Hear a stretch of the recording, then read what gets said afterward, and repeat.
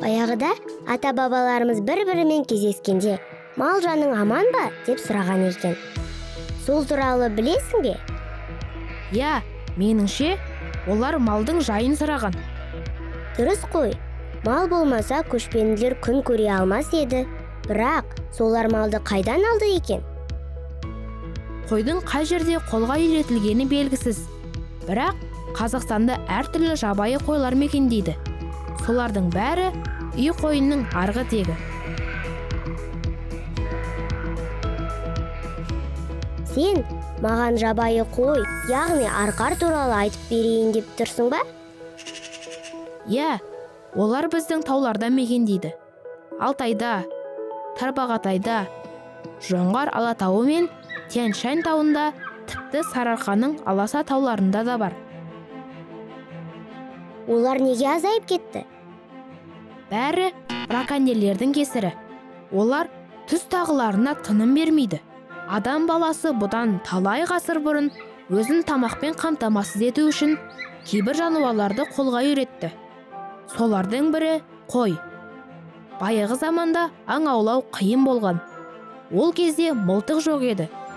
Аңшылардың жолы болмаса, бүтін бір тайпа зардап шегетін. Бірақ қазір жағдай басқа, мылтық бар.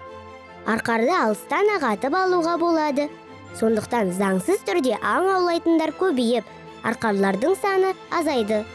Қазір қызыл кітапқа енген.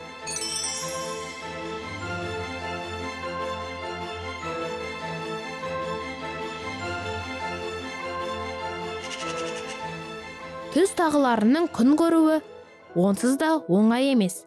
Мысалы, арқарлардың қорегін қыста қар басып қалады.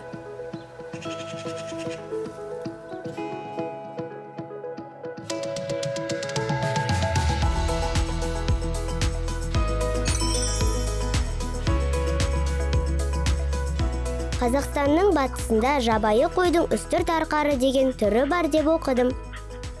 Я, ол жақта ерекше арқарлар бар. Олар басқа түрге жатады.